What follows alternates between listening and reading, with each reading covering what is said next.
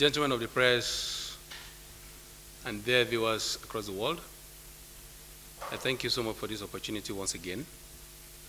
I come to see our father, Mr. President, to appreciate him on behalf of the good people of Kogi State, that today Kogi is the first Nigerian northern state to be referred to as oil producing state. We come to appreciate Mr. President for that magnanimity, and also to congratulate the people of Kogi State and Nigerians generally. We equally brought a request to the effect that the Ajaokuta Steel Company is still moribund. And his efforts in ensuring that he revive Ajaokuta Steel Complex, we made a submission to the effect that he should, in his own lifetime, or the life of his administration, we should be able to complete that Ajaokuta complex. And Mr. President received all of this and more with pleasure. And he promised that something is going to be done to ensure that Ajaokuta is revived and running before the end of this administration. Thank you very much. Thank you very much. The issue, the first that we are oil producing today, I want to assure all the citizens of Kogi State and Nigerians that the mistake that were being made in the past, where Nigeria depends on oil alone as source of revenue today, will not be repeated. Whatever is going to be accruing to Kogi State will be used to support all other sectors, the agri sector, manufacturing, and several other sectors of our economy to ensure that it booms. It's going to serve just as a catalyst.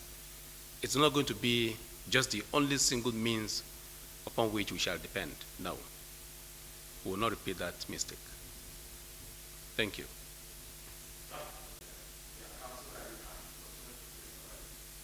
Thank you very much. Very straightforward answer to your question. No Kogi State government salary account is frozen. None whatsoever. None of our account was frozen or embargo placed on any of our account by EFCC at all. I think it's just a misrepresentation of facts, or is a joke taken too far. My information commissioner and all those that are concerned with that lies peddled by the EFCC, I think they have responded appropriately. And I will urge each and every Nigerian to please go to Kogi State website, and all the facts are there. Bank have denied that. We don't have such an account. And besides that, the bailout fund that was received or we obtained were appropriated in line with the agreement and understanding between Kogi State government and the workers. And all of this were done, we finished all of this in the year 2019. So first, there's no 20 billion naira or 19 billion naira, no fixed deposit account. So I don't know where the lie is coming from. And I think in the days ahead, you will hear exactly where we shall, where the matter shall be resolved. That's why I said it's a joke taken too far. And I want to believe that either the officials of EFCC may have misled the commission. Remember that we will not just allow this to lie low, because Mr. President's pride on fighting corruption. And EFCC is one of the agencies that is being used to fight corruption. EFCC should not be seen to be on a voyage of no discovery, in order that the reputation of the Commission and the integrity of this particular government remains intact.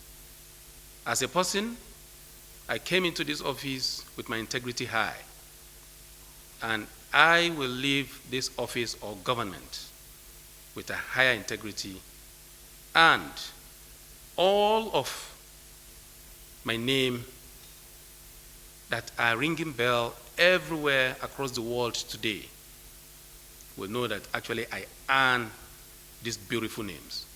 Not because of stealing. I will never touch one kobo of Kogi State. I will never. And I will never allow any of my officials to do so. Today, Kogi State is among the first that has published all of our accounts online. And all of the spendings has been put out there for the whole world to see, from bank account to statement of accounts to payroll. All of the documents are all out there. That is transparency. I think I challenge Nigerians to challenge all of us governors to publish that same particular bailout fund utilization. And then you'll be able to join me whichever way.